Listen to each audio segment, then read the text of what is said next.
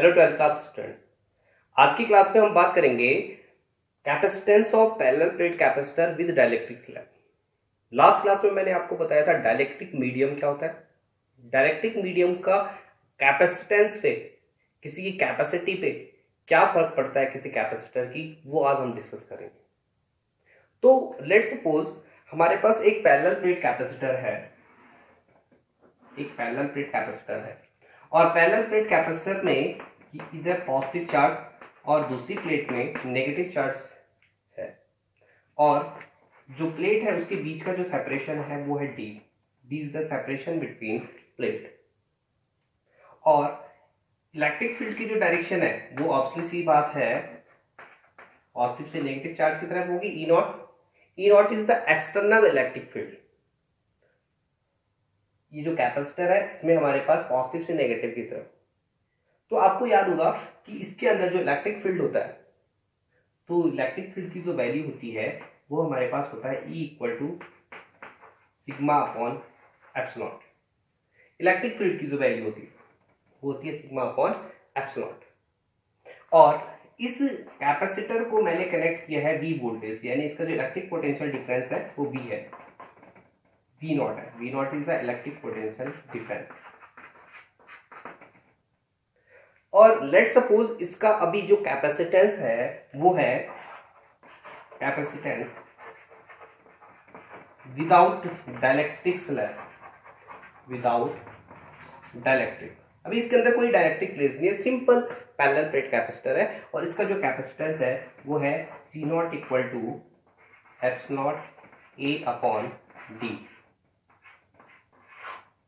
This is the capacitance of parallel plate capacitor without dielectric slab. अभी मैंने इसके अंदर कुछ भी डाइलेक्ट्रिक स्लैब प्लेस नहीं किया है, इसका जो कैपेसिटेंस है वो ये है। अब अगर इसके अंदर ये जो कैपेसिटर है, इस कैपेसिटर के अंदर मैं किसी T थिकनेस के डाइलेक्ट्रिक स्लैब को प्लेस कर देता हूं, यानी T is the thickness of dielectric slab, और उस डाइलेक्ट्रिक स्लैब को मैं इसके अंदर प्लेस कर देता हूं। एक मैं यहाँ पे और डायग्राम बना रहा हूं, पॉजिटिव चार्ज नेगेटिव चार्ज, और इसका जो सेपरेशन था वो था D, और मैं इसके अंदर एक डाइलेक्ट्रिक स्लैब प्लेस कर दे रहा हूं। This is the dielectric slab, और इस डाइलेक्ट्रिक स्लैब की जो थिकनेस है वो T है। तो ये पूरा D था, ये T है, तो ये जो साइड में पोर्शन बचेगा इसकी जो डिस्टेंस होगी वो कितनी होगी, D माइनस T।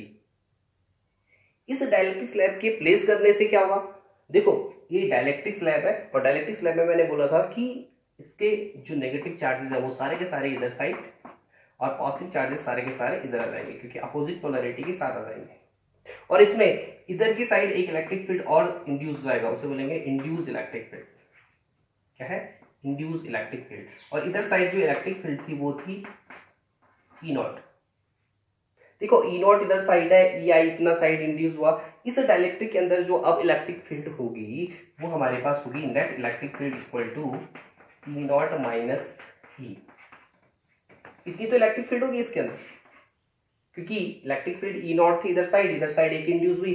इसके अंदर जो इलेक्ट्रिक फील्ड डाइलेक्ट्रिक स्लैब के जो अंदर इलेक्ट्रिक फील्ड होगी वो कितनी होगी, E होगी।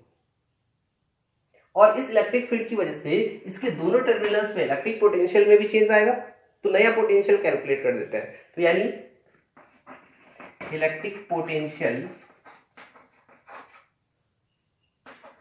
With dielectric slab.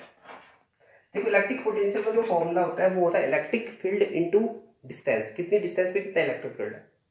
तो देखो हमारे पास यहाँ पे ना दो इलेक्ट्रिक फील्ड हो गए। देखो इसके अंदर इलेक्ट्रिक फील्ड कुछ और है, और यहाँ इलेक्ट्रिक फील्ड कुछ और है। देखो इसके अंदर इलेक्ट्रिक फील्ड की अगर मैं बात करूं तो कितना है, E है। इसके अंदर जो इलेक्ट्रिक फील्ड है पूरा E है, और डिस्टेंस कितनी है, T है। प्लस जो इस साइड में डिस्टेंस बची है, कितनी बची है, D माइनस T। वहां पे इलेक्ट्रिक फील्ड कितनी रहेगी, E नॉट ही रहेगी। तो E not into D minus T, this is the electric field into distance. और ये इलेक्ट्रिक पोटेंशियल हो गया नया वाला। पहला जो इलेक्ट्रिक पोटेंशियल था वो V नॉट था, अब जो इलेक्ट्रिक पोटेंशियल है V है। अब जो इलेक्ट्रिक फील्ड होता है वो हमें पता है, मैंने बोला था इलेक्ट्रिक फील्ड होता है सिग्मा अपॉन एप्सिलॉन। तो जो ई की वैल्यू है वो हमारे पास सिग्मा अपॉन एप्सिलॉन हो जाएगी। लेकिन उससे पहले एक काम और कर लेता हूं, देखो इस ई को, जो ई का फॉर्मूला है इसको भी ई नॉट की टर्म में लिख लेता हूं। देखो लास्ट क्लास में मैंने आपको बताया था वी नो कि डाइलेक्ट्रिक कांस्टेंट इक्वल टू होता है ई नॉट डिवाइडेड बाई ई। यहां से ई की वैल्यू निकल जाएगी, ई की वैल्यू कितनी आएगी, ई इक्वल टू आएगा ई नॉट डिवाइडेड बाई के। इसकी वैल्यू को यहाँ पे पुट कर देता हूँ, देखो इसकी वैल्यू को यहाँ पे पुट करूंगा तो हमारे पास आ जाएगा, देखो v इक्वल टू, और e की वैल्यू कितनी है, ई नॉट बाई के into T plus E not, this is the plus, this is three, E not D minus T. देखो यहाँ पे भी ई नॉट, यहाँ पे भी ई नॉट, तो ई नॉट को कॉमन ले लूंगा, आएगा v equal to e naught था, ले लिया, अंदर कितना बचा t upon k plus d minus t. और ई नॉट की वैल्यू मैंने आपको बताई थी सिग्मा अपॉन एप्सिलॉन होती है, यानी v equal to sigma upon epsilon t upon k plus d minus t. और सिग्मा की वैल्यू भी हमें पता होती है, सिग्मा इक्वल टू क्या होता है, sigma surface charge density q upon a। Sigma की वैल्यू पुट करूंगा तो कितना आएगा, q upon a epsilon t upon k plus d minus T. This is the electric potential.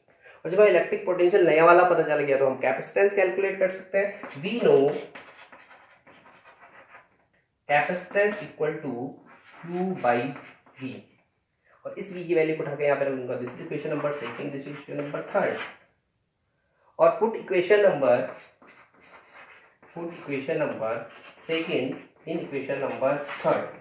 देखो जो सेकंड इक्वेशन है उसको थर्ड में पुट कर देते हैं। देखो जब जैसे ही सेकंड इक्वेशन को थर्ड में मैं पुट करूंगा तो कितना आएगा, देखो C इक्वल टू Q, और V की वैल्यू पुट कर लेते हैं, Q A epsilon D minus या फिर T upon K plus D minus T।